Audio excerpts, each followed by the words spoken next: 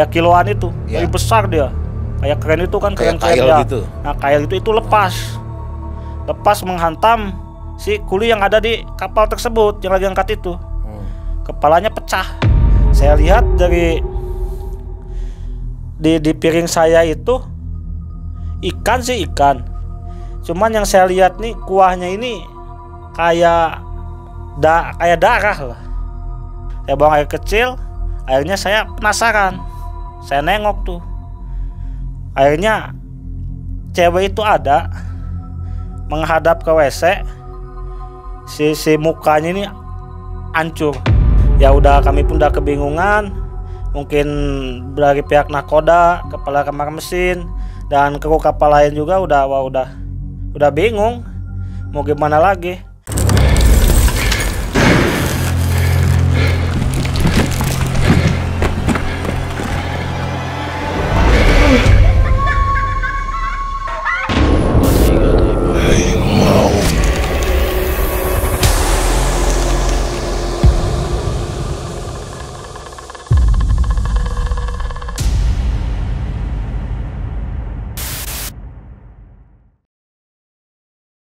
Assalamualaikum warahmatullahi wabarakatuh. Sobat MM sekalian, apa kabar? Tahun 2022 semoga kita semua semakin jauh lebih baik dan semakin sukses, juga diberikan kesehatan oleh Allah Subhanahu wa taala. Terima kasih buat Anda yang selalu mendukung channel ini. Dan kembali saya mengingatkan bahwa Malam Mencekam itu upload setiap hari Senin, Rabu, Jumat dan Sabtu. Jamnya di jam 20.30 waktu Indonesia bagian Barat. Jadi jangan lupa catat jamnya, catat harinya. Oke, di studio sudah kehadiran seorang narasumber. Beliau punya latar belakang sebagai seorang pelaut. Nah, banyak kejadian-kejadian yang beliau alami ketika beliau berada di laut. Seperti apa kisahnya, seperti apa menyeramkannya ceritanya. Namun kita akan ngobrol dulu nih. Kita kenalan dulu dengan beliau. Assalamualaikum Kang. Waalaikumsalam. Kang Udin ya panggilannya? Iya. Kang Udin ya. Kang Udin asli dari mana nih? Kalau asli rumah di Garut, kelahiran Garut juga ya. Kelahiran Garut ya. Besar di Garut ya. Besar di Garut. Oke, sudah berkeluarga Kang ya? Sudah berkeluarga. Anak udah berapa? Anak baru satu. Baru satu. Usia berapa anak? Usia 2 tahun setengah. 2 tahun setengah, Ya. masih kecil ya. Iya. Perempuan, laki-laki? Perempuan. Perempuan ya. Sama aja ya, perempuan laki ya. Sama saja sebenarnya. Yang penting itu titipan dari Allah ya. Iya. Oke, nah Kang Udin punya cerita pengalaman waktu Kang Udin sedang melaut nih. Itu Iya. ceritanya benang merahnya seperti apa sih? Gangguan-gangguannya seperti apa? Benang merahnya, gangguannya kita terombang-ambing di laut selama 10 hari. Dan di sana ada pulau yang bisa dibilang pulau itu pulau sebenarnya tidak ada pulau itu. Tapi ketika kita berada di sana, kita melihat pulau itu. Sedangkan kata nelayan di sana bahwa tidak ada pulau Di situ. sana nggak ada pulau Tidak sebenarnya. ada pulau sebenarnya. Menurut Menurut para nelayan. para nelayan di daerah sana. Tapi Kang Udin ngelihat di situ justru ada pulau ya? Ya, bukan hanya saya aja, tapi seluruh kru juga melihat Wah. bahwa di sana itu pulau, bahkan kita pernah belanja juga untuk Di kebutuhan pulau itu belanja. untuk kebutuhan makan kru dapur. Kru apa kapal. Untuk di kapal ya. Iya. Wah, ngeri juga ya, itu pulau apa itu ya? It- Pulau Bayangan atau apa ya? Jadi kayak gitu karena kata nelayan di sana tidak ada pulau di daerah situ. Nggak ada pulau. daerah Tapi situ. kita belanja di sana. Wah, luar biasa. Tapi tahan dulu ceritanya Kang. Nanti mungkin Kang Udin akan bercerita dari awalnya. Beliau dari mulai sekolah, kemudian masuk ke tiba-tiba di pelayaran ya. Kemudian nanti bergabung tahun berapa di pelayaran. Nah, dari situ mulai awal ceritanya sampai ketemu hal-hal yang mistis mungkin ya. Iya. Nah, Sobat Malam Mencekam, jangan lupa untuk pantau terus Malam Mencekam dengan Kang Udin, seorang pelaut. Nah, bagaimana kisah keseruannya? Anda jangan kemana-mana, kita akan kembali.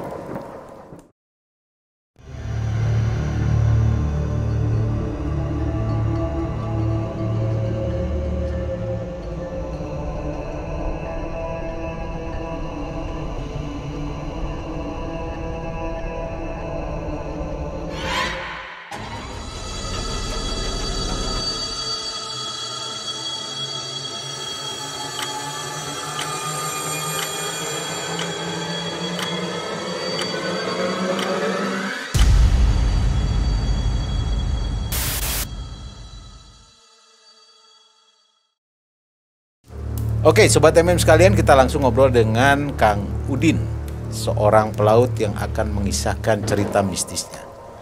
Jadi awal mulanya gimana? Kang Udin tiba-tiba memang dari awal sekolah pelayaran ya? Kalau dari awal tidak ada sih untuk masuk pelayaran, cuman karena mungkin ajakan dari kawan juga ada yang masuk pelayaran, tapi ya mencoba lah. Pada tahun saya lulus SMA dulu itu 2011, sempat kuliah juga di salah satu universitas di Tasikmalaya sana. Nah, pada akhirnya pada tahun 2014 saya kepikiran mencoba untuk menjadi pelaut nih. Menjadi pelaut, akhirnya dibimbing juga sama kawan di sana. Akhirnya sekolah dulu, ambil sekolah sertifikat tentang kepelautan. Kelautan, terus habis itu ditawarin di salah satu perusahaan pelayaran di Surabaya waktu itu. Jadi awal saya masuk pelayaran itu di Surabaya. Di Surabaya. Salah satu kapal kargo atau muatan barang di Surabaya. Nah, setelah itu berjalan naik kapal, dikasih surat tugas, terus surat mutasi dan lain sebagainya. Kalau di laut kan ada PKL, perjanjian kerja laut. Akhirnya kita langsung naik kapal. Itu kapal rute Surabaya ke NTB sana, kadang ke Kalimantan. Kapal pertama nih. Kapal pertama yang saya naikin itu. Di tahun berapa? Di tahun 2014 akhir mau menjelang 2015 awal. Berarti waktu itu usia berapa tahun tuh waktu pertama? Usia pertama layar 23 tahunan itu waktu itu. Cukup mungkin telat juga ya kalau untuk seorang pelaut pemula masuk pelayaran umur segitu gitu. Jadi mulailah berawal dari situ ya. Berawal dari sana. Mulai kerja kapal, di kapal. Terus kejadiannya seperti apa setelah itu? Setelah itu mungkin berjalannya waktu seperti biasa aja. Saya berlayar seperti biasa dengan kegiatan biasa, dengan tugas-tugas dan proses seperti biasa. Dan mungkin menjelang 8 bulan 9 bulanan dari sana, kejadian aneh itu mulai itu. Ketika kapal itu bongkar di salah satu pelabuhan yang ada di Banjarmasin. Jadi salah satu kru dari kami ada yang kencing sembarangan, langsung kencing ke arah laut. Dan di situ katanya tidak boleh tuh yang namanya mulai dari omongan kita sembarangan, nggak boleh sompral lah, terus mulai dari hal-hal lain yang memicu mungkin hal-hal yang aneh lah kayak gitu. Akhirnya pada waktu itu jadi si alat kelamin dari kawan saya ini tiba-tiba hilang. Tapi bukan alat kelaminnya, itunya bijinya. Iya, jadi hilang. Jakarnya. Hilang seketika waktu itu. Dan dirasakan pada waktu itu sama kawan saya. Sampai kawan saya itu istilahnya ya dibilang nangis mungkin karena udah besar, karena udah malu juga. Dibilang ini ya bingung lah gitu kan. Nah, pada akhirnya ngobrol lah sama warga sana, terus nahkoda kapal juga koordinasi sama yang lainnya. Akhirnya mungkin ya penjelasannya seperti itu. Dan pada akhirnya bawa juga tokoh masyarakat, terus tokoh agama juga. Akhirnya alhamdulillah kawan saya kembali lagi seperti semula, sehat lagi seperti semula. Jadi si bijinya itu muncul lagi seperti biasa. Tapi ya itu kata warga sana, tolong secara omongan dan perilaku kalau kapal masuk sini jangan sampai berbicara aneh-aneh, jangan berperilaku aneh-aneh.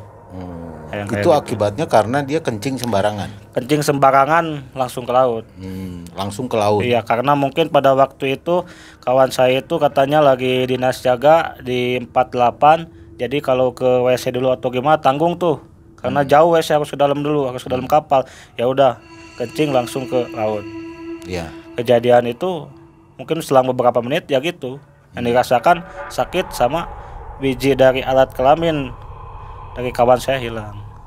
Biji jakarnya. Iya. Mau nangis malu, Tapi ya gimana lagi, mungkin pertama ngobrol sama kawan saya yang satu lagi, terus ngobrol sama yang lain, sehingga kita ngobrol sama perwira bahwa kejadiannya seperti itu.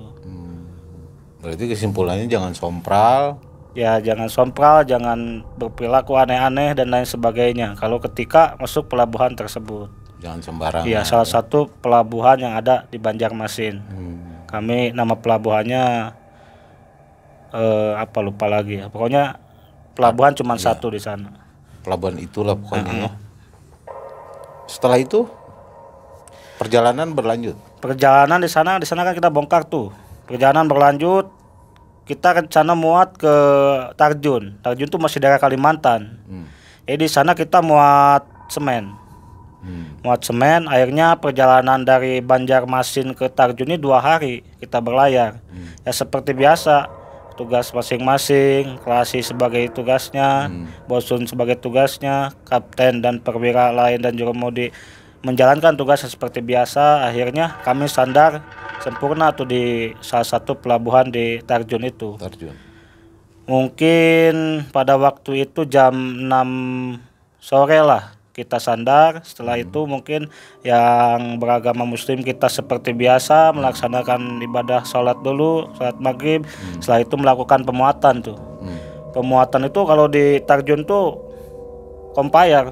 Di compire tuh si pemuat itu langsung masuk ke kapal. Jadi selama 7 jam itu 2000 ton tuh masuk langsung ke kapal itu. Setelah itu jam 1 malam kita udah siap-siap nih untuk lepas tali untuk berangkat ke salah satu pelabuhan yang ada di Lombok. Nah dari situ perjalanan kan 4 hari tuh. 4 hari kita tinggal nunggu pandu. Jadi pandu ini adalah pegawai atau pegawai yang di sana yang mengarahkan keluarnya kapal. Jadi kan nakoda ini belum tahu situasi dan kondisi pelabuhan di situ. Jadi yang mengarahkan kapal itu keluar yaitu pandu di sana. Kalau di tengah kapten mungkin yang bawa kan. Nah, setelah itu seperti biasa juga kita berjalan berlayar seperti biasa dan tibalah di Lombok. Sampai di Lombok. Itu nama pelabuhannya Pelabuhan Lembar mungkin. Nah, pada waktu itu saya ingat jam 10 apa jam 9 pagi kita melakukan OHN. Ya, OHN itu persiapan 1 jam sebelum sandarnya kapal. Saya di sana bertugas sebagai Klasi, masih Klasi waktu zaman dulu itu bertugas sebagai Klasi. Saya bertugas ketika kapal sandar berada di haluan bersama waktu itu Mualim 3 perwiranya, Bosun sama jurumudi 1. Seperti biasa proses 1,5 jam mungkin sandarnya kapal tersebut. Akhirnya kita pun menikmati tuh proses bongkar muat di sana. Iya. Ya namanya pelaut atau pekerja kapal ketika kapal sandar ya kita ke darat ngopi, beli-beli kebutuhan, beli-beli ini buat kebutuhan perjalanan atau berlayar selanjutnya. Seperti biasa seperti itu. Ketika 3 hari mau ke 4 harinya mungkin muatan sekitar 200 ton lagi lah, mungkin perkiraan 1 hari beres tuh. Pada pagi itu kita melakukan pembongkaran jam 8 pagi itu. Jam 8 pagi pas waktu kalau di sana kan di Lembar itu di Lombok itu kita bongkar nih oleh buruh buruh pelabuhan nih. Namanya buruh bongkar muat nih. Jadi dari dalam kapal itu buruh kuli ya. Kuli ya. Jadi pada waktu pembongkaran itu jadi udah disiapkan jala-jala tuh. Jala-jala di dalam kapal tuh di palka. Jadi satu sak disiapin tuh sama kuli itu. Disusun. Setelah disusun diangkat lah. Diangkat sama kren itu. Kren itu kan ada kayak kiloan itu, lebih besar dia. Kayak kren itu kan kayak kail gitu. Nah, kail itu lepas menghantam si kuli yang ada di kapal tersebut yang lagi angkat itu. Kepalanya pecah. Padahal pagi-pagi baru 2 angkatan kita. Kepalanya pecah. Ya yang saya lihat waktu itu saya kan lagi membantu perwira sama jurumudi untuk menghitung muatan tuh. Ya. Kita kan ngangkat muatan tuh hitung ada berapa sak ini yang diangkat kan. Ya. Kita tulis. Yang saya lihat itu yes, tapi saya tidak lihat kepalanya kena sama besi itu. Yang saya lihat dia tertimbun oleh apa namanya sak-sakan tersebut. Pas saya lihat lagi udah di bawah itu ininya kepalanya pecah, akhirnya ABK tuh saya yang berani itu jurumudi sama bos yang turun tuh ke dalam palka. Pas diperiksa ya darah, ya kepalanya udah nggak berbentuk, Isi kepala pun di situ kepala pun keluar, iya isi kepala keluar, terburai semua karena ya katanya 200 kintal ya itu ya, kalau nggak salah itunya menimpa kepala. Nah setelah itu dari sana ya kita udah panik lah, namanya kerudek semua kumpul di atas sebagian, nahkoda juga atau kapten juga, perwira juga, terus kepala buruh dari pelabuhan juga mungkin di sana koordinasi. Nah setelah itu kami biasa gimana caranya supaya si jenazah tersebut bisa diangkat ke darat. Akhirnya kita tuh kumpulin semua tuh yang mungkin bisa diangkat ya kami angkat gitu, yang masih berbentuk, yang utuh itu, yang utuh. Nah setelah itu diangkat lah yang mungkin yang kayak bekas darah tersebut, yang berceceran dan lain sebagainya, yang berceceran. Kami nggak sengaja, bukan kesengajaan kami, tapi tidak sengaja kami disiram pakai muatan yang ada di situ. Itu muatan semen. Jadi semen itu kami sobek, maksud dari kami supaya darah itu tidak terlihat, tidak kelihatan, jadi disiram. Setelah itu kami proses juga sama pihak-pihak terkait dengan instansi terkait. Akhirnya keesokan harinya kami bisa berangkat lagi tuh. Berangkat lagi bahwa ada pihak kepolisian juga ya mungkin. Ya, pihak kepolisian, instansi terkait semua instansi berwenang memproses semuanya. Memproses siapa perwira yang jaganya, terus kenapa kejadian tersebut bisa terjadi. Tapi akhirnya ya karena itu murni dari kecelakaan kerja, jadi ya pada esokan harinya kami dipersilakan untuk berlayar ke pelabuhan selanjutnya tuh. Karena pada waktu itu jam 12 jam setengah 1 siang pun udah mulai melakukan pembongkaran lagi tuh. Dilanjutkan lagi sampai jam 10 malam. Jadi pagi-pagi kita sudah siap-siap tuh. Si jenazah itu udah diberesin.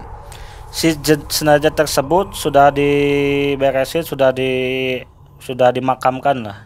Sudah beres semuanya. Pokoknya ketika kita berlayar, ini posisi urusan sama keluarga korban, sama pihak terkait, instansi terkait kita udah selesai. Makanya kita dipersilakan untuk melanjutkan perjalanan atau berlayar ke pelabuhan selanjutnya. Pada waktu itu pagi hari kita berangkat dari pelabuhan Lembar menuju Bontang. Saya ingat mau melakukan pemuatan pupuk Kaltim pada waktu itu. Di perjalanan habis lepas tali mungkin 10 jam kita baru jalan, kapal tersebut tiba-tiba mati mesin tuh. Tiba-tiba langsung kayak seolah-olah mesin itu biasa, kayak kita di darat mesin mobil tuh biasa, mesin motor tuh biasa, tidak ada kendala. Tiba-tiba mati, kayak seolah-olah habis bensin, habis bahan bakar. Nah ABK atau kru kapal semua bingung tuh, ada apa ini kan? Tiba-tiba mesin mati. Akhirnya kami ngapung-ngapung tuh, terombang-ambing di tengah laut itu. Akhirnya melakukan pengecekan oleh pihak orang dek sama orang mesin, ya sebagai tugas masing-masing lah. Dari tugas masing-masing. Akhirnya pada waktu itu orang mesin pun anggota mesin pun belum bisa bisa menyimpulkan nih penyakitnya apa. Iya. Pokoknya ini mati mesin ini. Tapi belum bisa menyimpulkan nih. Akhirnya dari nahkoda dan perwira atau chief officer berunding lagi nih. Untuk anggota dek atau untuk orang dek kita jaganya 4 jam sekali. Saya jaga di jam 4 sampai di jam 12 sampai jam 4. Terus yang lain ada yang jam 8 sampai jam 12, ada juga dari jam 4 subuh sampai jam 8 pagi itu. Jadi gantian kita. Nah, waktu itu saya sama Mualim 2 tuh. Sama Mualim 2 di jam 12 malam sampai jam 4 subuh jaga itu. Mualim 2 juga Mudi 1 sama saya waktu itu. Saya ingat pada namanya jam 2 subuh kan kita mulai ngantuk nih. Mulai ngantuk. Akhirnya saya mencoba ngopi dulu nih. Ya. Nah, ke dapur kan di kapal tuh. Pada jadi, saat kondisi terombang-ambing ya, mati mesin. Iya. Terombang-ambing, mesin mati, orang mesin ya melakukan pekerjaannya. Bagaimana caranya supaya mesin ini Cari penyebabnya kenapa nih mati. Sementara orang dek jaga nih, takut ada perompak yang naik, pencuri dan lain sebagainya yang naik ke kapal. Akhirnya kami jaga tuh. Saya ingat tuh. Jaga. Akhirnya jam 2 subuh itu saya mau ngopi ke dapur tuh. Pas ngopi ke dapur itu kan sebelum di dapur tuh ada salon. Di salon tuh tempat makannya ABK tuh. Tempat makan ABK, ada tempat duduk juga. Iya. Seperti biasa kita makan di meja makan. Kayak ruang gitu. makan lah ya. Iya kayak gitulah. Nah setelah itu kita lewat tuh. Saya lewat tuh. Saya kan juga ngobrol dulu sama jurumudi itu. Itu di lantai berapa tuh tempat mengambil kopi? Itu di lantai 3 kita. Karena lantai bawah ini lantai kamar mesin, lantai 2 lantai kamar-kamar ABK. Nah, kita lantai ketiga nih, seperti biasa. Kalau dapur kayaknya rata-rata kapal tuh antara lantai ketiga keempat lah. Di atas lah istilahnya. Tengah-tengah, kalau bukan di atas, tengah-tengah lah. Saya jalan tuh, saya izin dulu. Bang, izin bang. Saya mau ngopi dulu. Oh, ya udah, sana bikin kopi katanya gitu. Udahlah saya izin, saya lewat tuh. Saya lewat kan, udah saya lewat. Loh. Yang saya pikirkan itu cewek itu kan sebelumnya sebelum saya ceritain nih. Kalau di salah satu kru kita ini ada kru cewek, ada kru wanita nih. Ada pelaut wanita. Jadi perwira dek ini ada wanitanya. Ada wanita. Mualim 3-nya. Jadi ada cewek duduk di sofa meja makan itu. Jadi dia menghadapnya ke meja. Jadi saya kan lewat belakangnya meja itu. Saya sapa tuh. Lagi makan bu, saya bilang. Tapi nggak jawab. Nggak jawab tuh. Pas gitu, ya udahlah. Mungkin saya pikirnya Mualim 3 ini nggak jawab karena pusing karena kendala kapal ini. Nah, mungkin pusing karena kerjaan dia lah. Mungkin ditekan ini. Ya udahlah, mungkin saya bikin kopi seperti biasa. Setelah bikin kopi, saya berangkat lagi tuh. Nggak ada tuh cewek itu. Balik lagi nggak ada. Sudah nggak ada. Iya, warnanya itu kayak sweater merah lah. Tapi nggak jelas juga. Maksudnya nggak terlalu jelas. Wah ini sweater apa jaket atau apa nggak jelas. Yang penting dia kayak sweater merah yang saya lihat. Nah setelah itu saya jalan lagi, saya taruh kopi, saya balik lagi, saya mau ke WC tuh, nggak sengaja mau kencing tuh, buang air kecil. Ya buang air kecil, akhirnya saya penasaran, saya nengok tuh, akhirnya cewek itu ada menghadap ke WC, si mukanya ini hancur. Mukanya ini hancur ini hancur. Jadi hancurnya kayak darah udah kering gitu. Tapi nggak jelas juga itu saya. Maksudnya nggak jelas kayak benar-benar kayak setan di TV, enggak. Yang saya lihat itu tuh. Sampai saya bilang, saya berdoa tuh. Saya balik kanan kan. Saya balik kanan. Saya juga sampai dari sana takut tuh. Takut apakah saya halusinasi atau gimana kan. Saya ngomong sama jurumudi itu, sama kawan saya itu, saya bilang, bang, tadi saya lihat cewek ketika saya kencing, saya bilang, ini mukanya hancur sekali, kirain saya Mualim 3, kata saya bilang, Mualim 3 tidur katanya gitu. Mualim 3 tidur kok, istirahat, besok kan jaga jam 8.12, dia bilang gitu kan. Pada waktu itu, masa? Iya. Terus saya kawan saya bilang, ah kamu ini, seolah-olah dia nggak percaya, nggak percaya bahwa saya melihat tersebut. Nah, dari sana saya udah ketakutan tuh. Saya ketakutan, udah keringatan lah, panas dingin, sampai kalau besoknya makan, kalau nggak ada orang saya nggak berani, nggak berani saya. Kalau saya pun nggak berani, saya mending saya tahan daripada saya harus kencing gitu. Karena saking ketakutnya saya tuh. Nah, pada waktu hari kedua, jadi jurumudi yang satu jaga sama saya ini nggak sengaja dia juga mau bikin kopi. Jam berapa? Sekitar subuh lah dia, mungkin jam mau 3:30 lah dia. Oh, dia mau bikin kopi ya? Bikin kopi dia. Saya juga pernah nyapa sama dia tuh. Mana bang? Bikin kopi dulu. Tunggu di sana katanya. Saya bilang kan, bang, kan jam 4 udah aplus jaga tuh, aplus dinas jaga. Saya bilang, masa 3:30 bikin kopi? Kan udah mau aplus, tinggal tidur aja. Gak apa-apa katanya bikin kopi. Udahlah, bikin kopi dia tuh. Bikin kopi seperti biasa, jalan ke lorong itu, terus ke salon sampai ke dapur.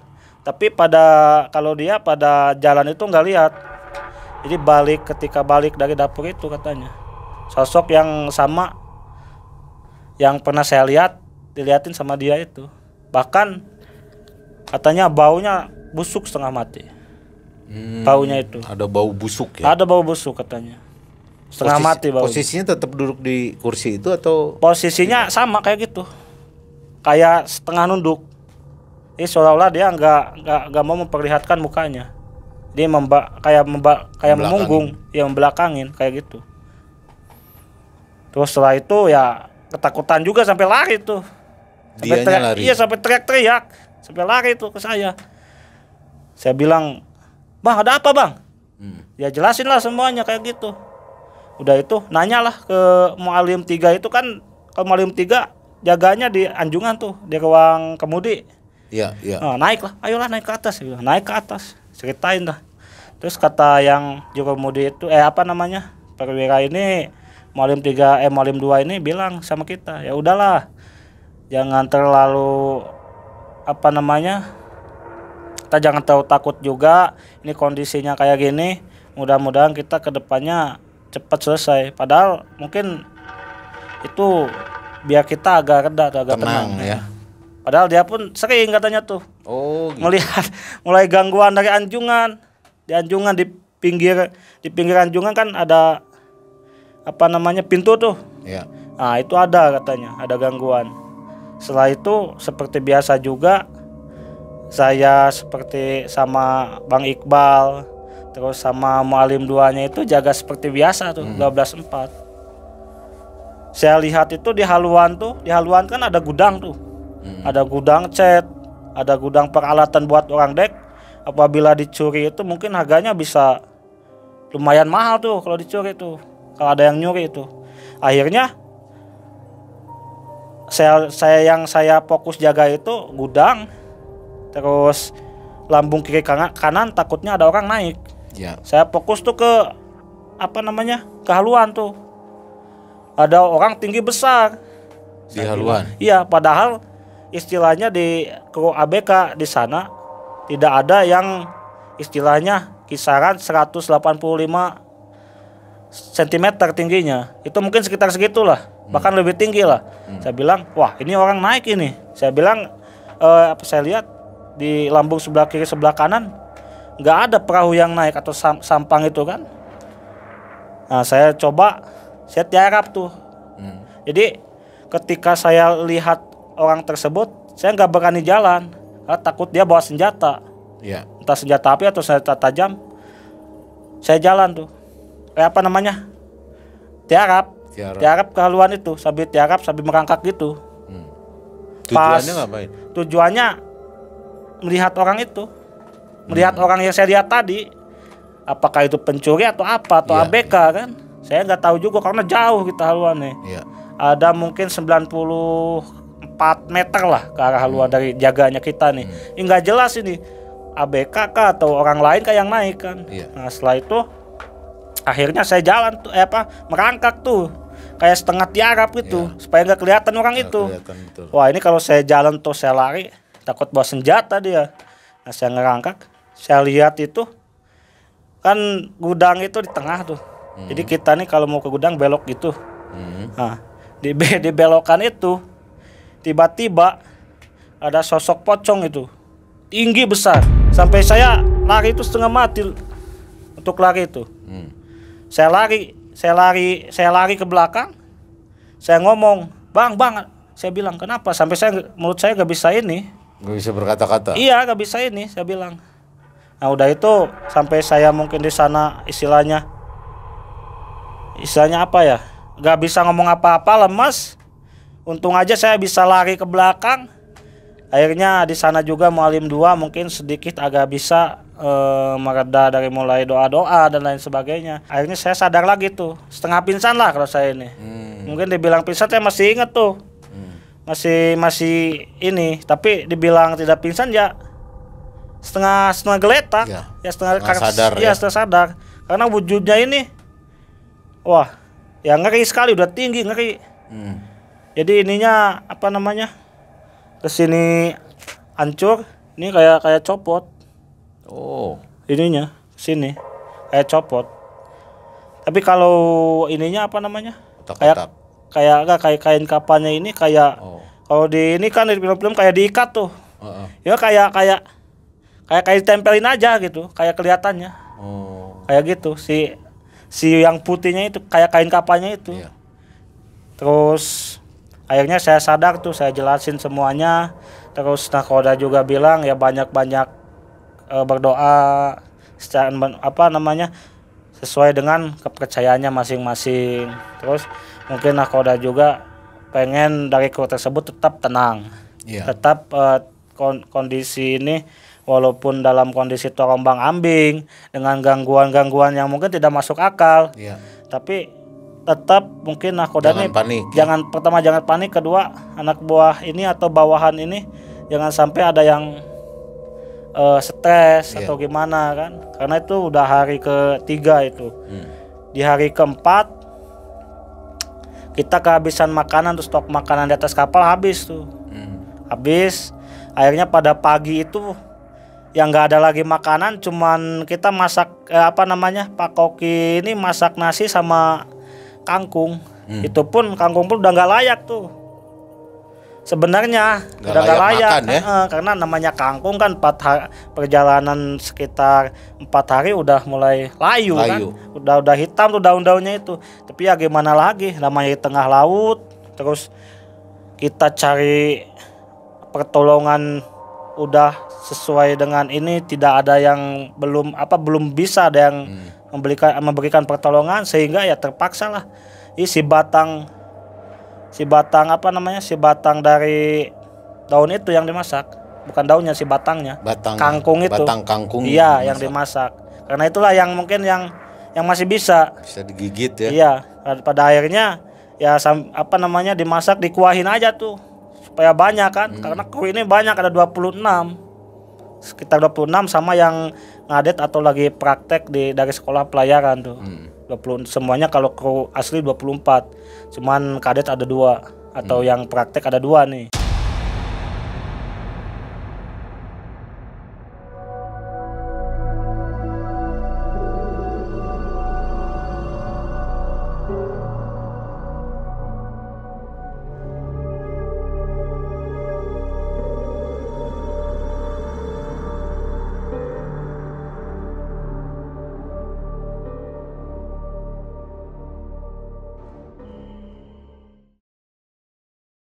Nah itu Kang, apa nggak mencoba cari bantuan, kan ada seperti HT atau radio kan, radio pemancar di situ.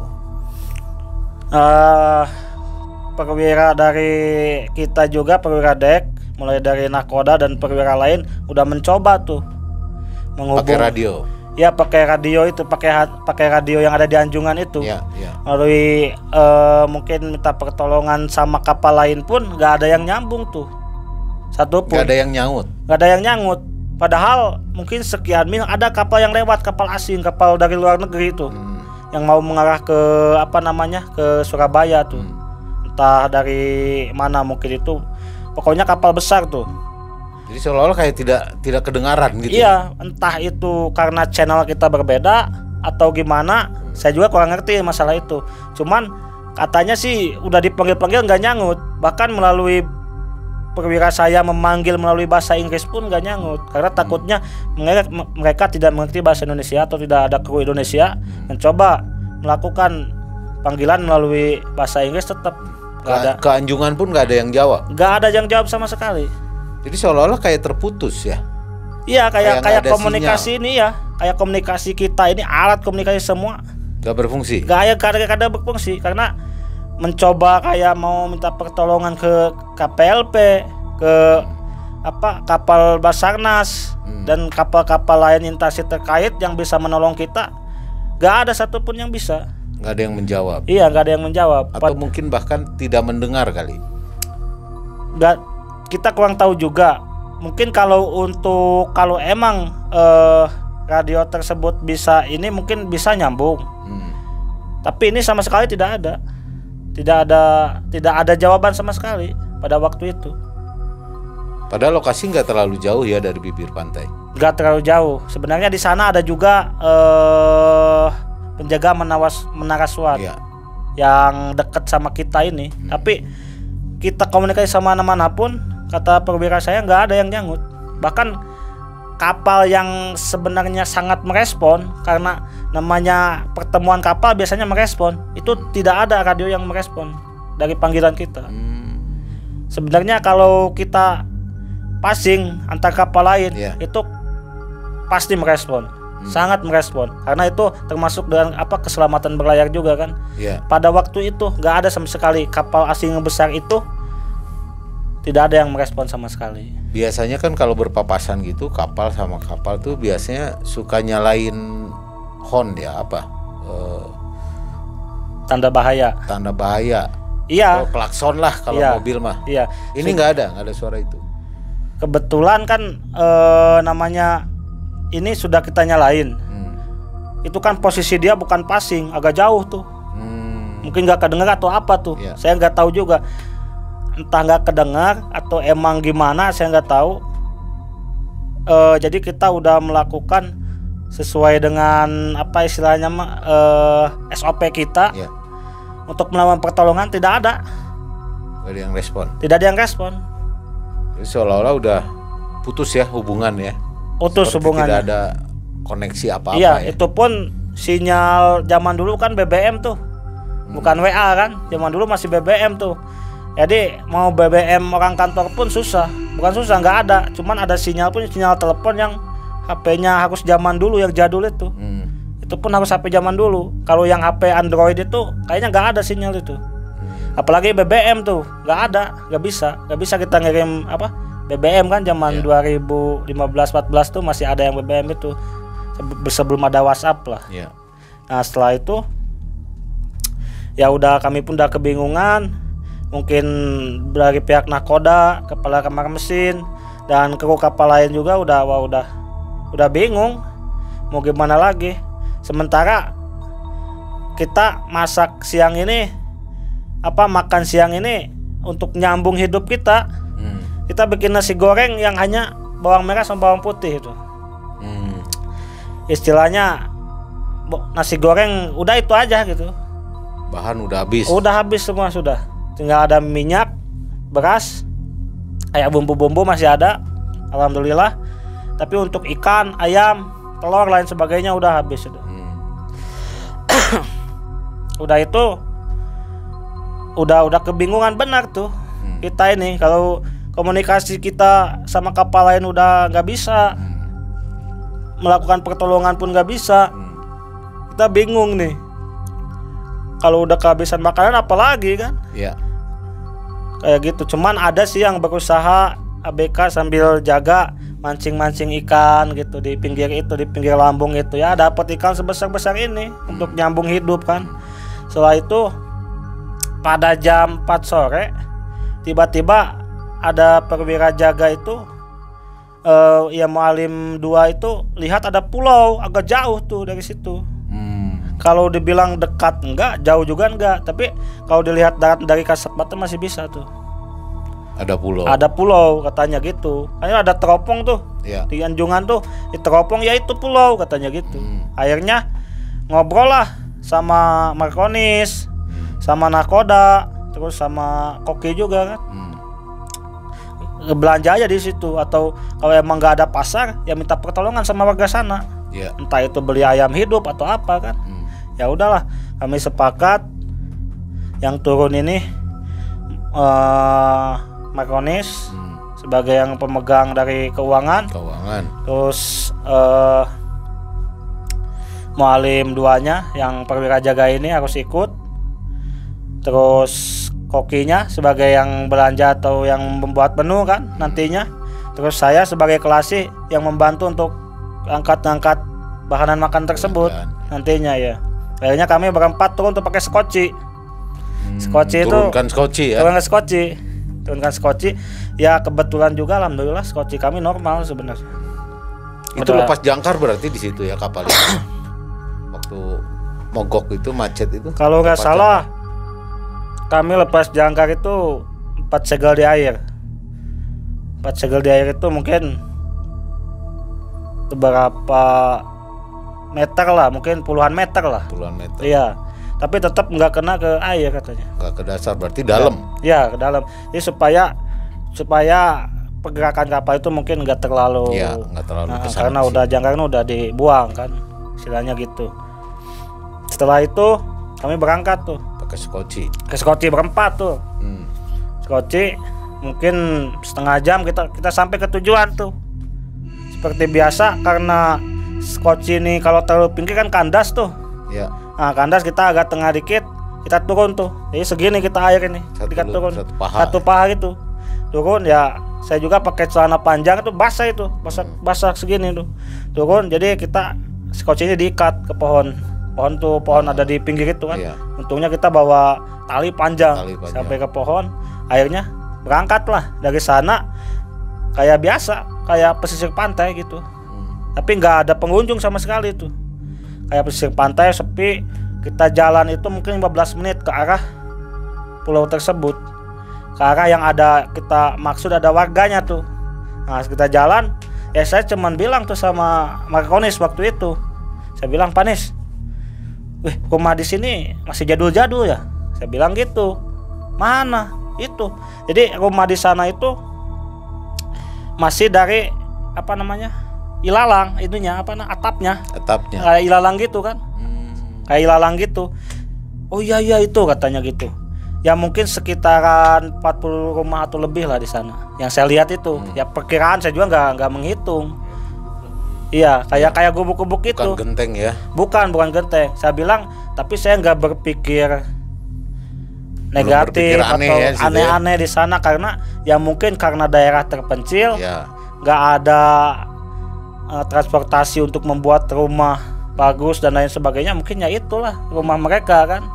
Ya udah biasa lah kita di sana, seperti ada pasar, ada warga juga, kayak warga nenek-nenek sama kakek-kakek duduk depan depan rumah tersebut, kayak ya biasa nyapa biasa gitu. Cuman dia nggak ngomong, cuman itu aja. Mereka itu kayak mengeluarkan suara. Ya mungkin cara mereka di daerah tersebut kalau nyapa sama kita kayak gitu kan. Ya udahlah, karena kita udah tiap daerah ini beda sifatnya, daerah ini udah beda wataknya, jadi udah tahu mungkin kayak gini di sini gitu. Kayak di sini ginilah gitu ininya wataknya. Udahlah, kita ke pasar tuh, jalan tuh. Ke si Mualim 2 ini juga nanya tuh sama salah satu kakek-kakek di situ.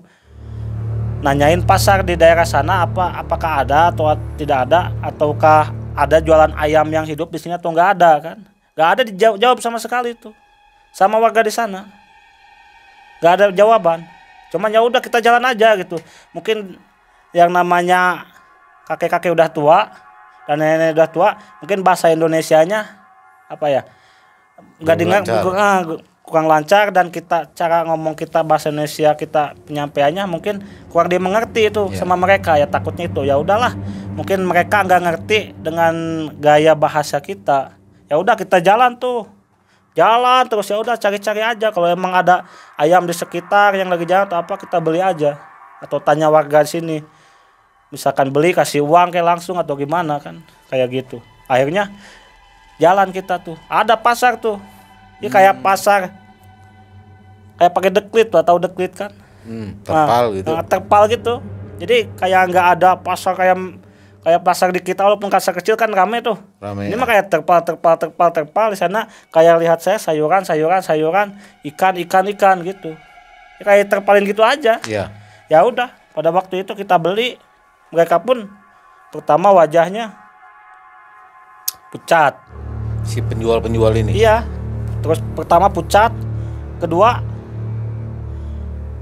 nggak ngomong apa-apa, akhirnya saya bingung nih cara belinya gimana kan. Akhirnya pada waktu itu ya udahlah, namanya kita bilang beli cuman gini aja, cuman ngangguk aja, udahlah, kita apa yang kebutuhan di dapur diambil sama Pak Koki dan dibantu sama saya untuk ngambil angkatnya tersebut. Akhirnya kita bayar tidak ada sesuai kesepakatan harga Ya udah kita bayar, tapi jangan sampai pembayaran di bawah harga nih. Ya udahlah, lebihin aja dikit, takutnya apabila kita ngasih dengan harga murah, takut mereka marah langsung nyerang kita kan. Pikiran saya ke sana dan dalam pikiran saya itu warga. Dalam pikiran saya yang dilihat itu warga semua. Jadi makanya kenapa kita bisa hitung semua, karena di tiap daerah itu ya rata-rata mungkin harga sayuran ayam itu sekian kan, ya udah kita lebihin, entah itu 50, entah itu 100.000 dari setiap pembelanjaan. Akhirnya mereka cuma nerima uang tersebut gitu aja, nggak dihitung sama sekali. Ya udahlah, kita juga nggak aneh, mungkin udah kayak gitu, dan kita pun di tiap wilayah berbeda adat istiadatnya. Ya udahlah, kita seperti biasa, saya angkat sayuran, yang lain juga bantu angkat sayuran. Akhirnya nyampe lah itu ke Skoci itu, si sayuran itu, berangkatlah kita ke kapal lagi, udah setengah jam seperti biasa, naik barang tersebut. Ya udahlah, pada waktu itu jam 7 kurang lah, jam 7 malam nyampe lah ke kapal. Seperti biasa saya istirahat dulu sebelum jaga, nanti kan saya jaga lagi jam 12 malam giliran lagi. Pak Koki kan masak jam 4 pagi lah untuk mempersiapkan hidangan makanan untuk ABK-nya jam 7 pagi. Sarapan pagi lah. Jadi jam 4 pagi udah mulai Koki sama pelayan itu. Namun yang biasanya kita masak di menu kapal dimanapun ya, kalau di Indonesia yang saya tahu, pagi-pagi biasanya telur tahu tempe Tapi pada waktu itu karena nggak ada telur, kita masak ikan ikan yang kami beli kemarin. Ya karena nggak ada telur di sana. Yang dibeli itu jadi ikan sama sayuran. Jadi yang dimasak itu ikan tersebut menunya. Akhirnya karena kita pun udah yang jaga 48 lapar juga, yang jaganya 8-12 lapar juga, yang jaganya jam 8 sampai jam 12 mau jaga, jadi pada lapar. Makanlah kita bareng-bareng jam 7 lebih itu. Jadi sama saya sama kawan saya yang jurumudi itu, atau sama senior saya itu, saya lihat kok makannya dia itu nggak semangat gitu. Bahkan nasi aja yang diambil nasi aja yang di ini nggak semangat juga. Iya, saya lihat dari di piring saya itu ikan, cuman yang saya lihat nih kuahnya ini kayak darah lah, merah gitu, bisa dibilang kayak cabenya kebanyakan. Tapi bau amis sekali. Si kuahnya ini, tapi ikannya emang berbentuk ikan laut, ikan kembung. Bukan kembung yang biasa. Iya, yang biasa itu. Cuman di kuah kuning itu. Di kuah kuning yang saya lihat tuh merah. Kuahnya merah. Iya, ya kan biasa Seperti itu darah. ikan kembung ada yang di kuah kuning tuh. Balado. Iya. Yang saya lihat itu merah, kuahnya itu. Yang saya lihat itu merah. Ya jadi saya pikirnya ini mungkin apa cabenya kebanyakan ini. Ya udah biasa lah namanya di atas kapal ya kita makan aja gitu. Namanya kita udah ada yang masakin kan. Udah ada yang nyediain, tinggal kita makan, maka kita bersyukur udahlah kita makan. Tapi yang saya nggak kuat baunya ini, bau anyir sekali.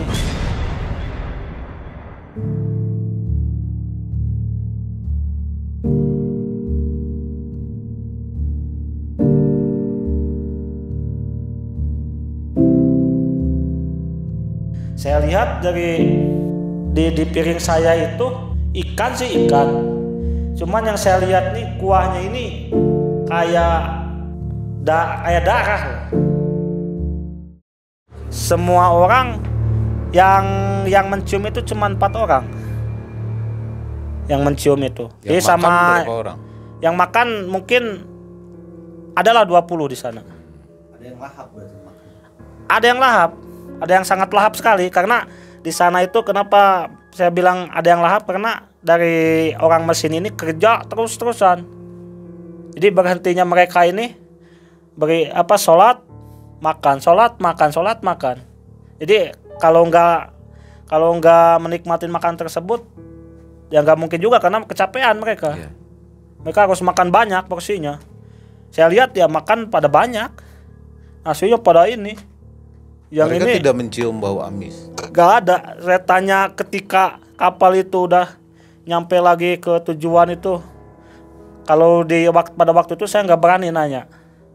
Karena saya sangat menghargai juga bagaimana mereka ketika mereka makan sangat enak, nggak mungkin juga saya tanya kan. Iya. Apalagi saya bilang ini makanan bau amis, ya mungkin nggak mungkin juga kita juga saling menghargai kan. Apalagi yang masaknya di situ ada kru sebagai koki juga nggak mungkin saya ngomong kayak gitu. Ya saya pendam tuh.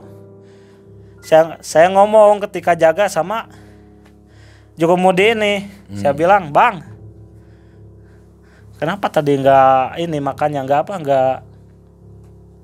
nggak semangat gitu? Sakit kah?" Saya bilang gitu. Suka bercanda kan. Iya. "Apa sakit?" katanya.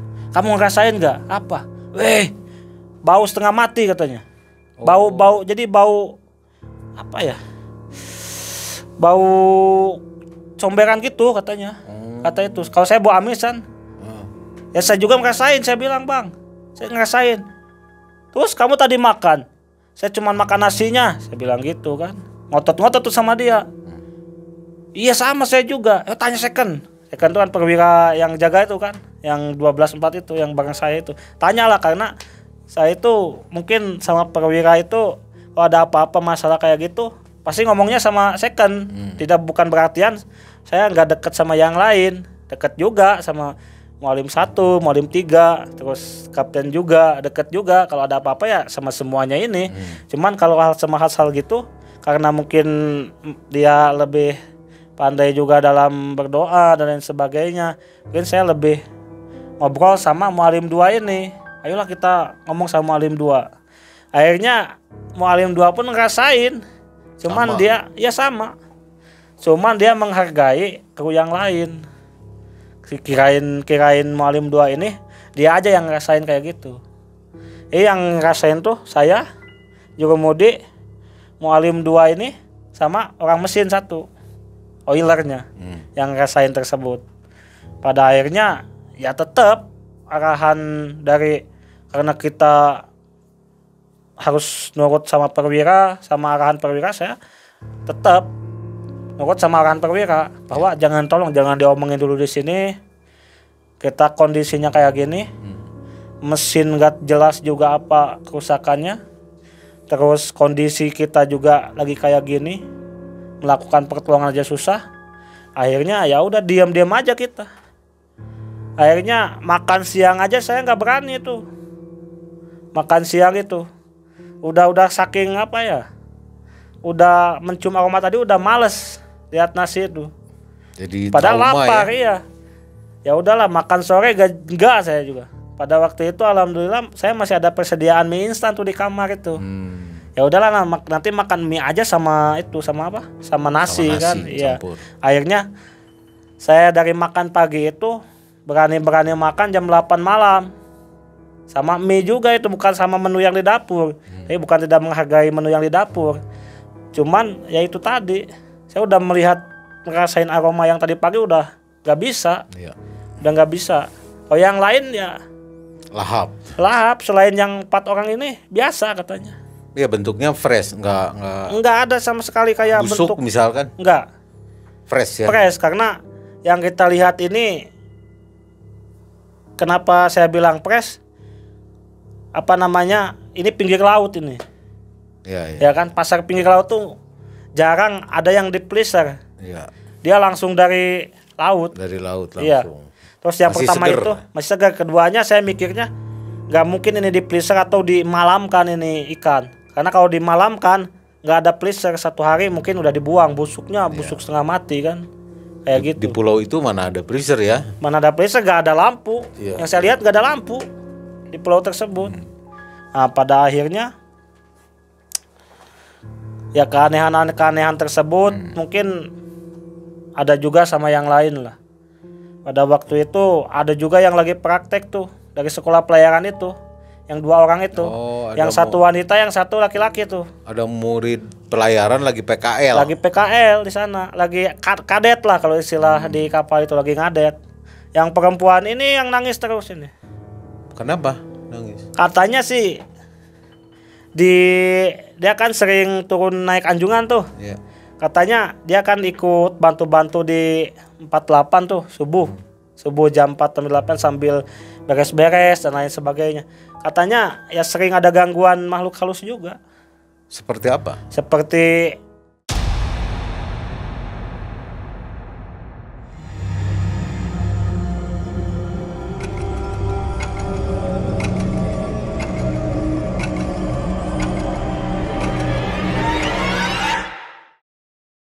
tiba-tiba lagi nyapu-nyapu subuh 4:30 ada yang nangis katanya. Ada yang ngetawain, suara cewek tapi suara wanita. Ada suara nangis, ada suara ketawa, iya. Gangguannya gitu. Iya.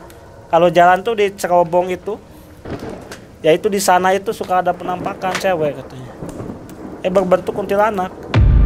Katanya kapal ini kenapa? Oh saya bilang kan dari atas itu rusak pak mesinnya. Dia bilang gitu. Oh gitu. Beli ikan enggak? Teriak dari bawah tuh. Saya bilang udah beli. Dari mana? Pas saya nunjuk dari pulau itu, nggak ada pulau pada sana. Penelayan ini mengikat perahunya ke kapal dan naik kayak gitu. Seolah-olah penelayan ini udah tahu bahwa ini pasti kapal ini ada gangguan nih. Selain hal yang biasa teknis, ada gangguan lain. juga. Iya.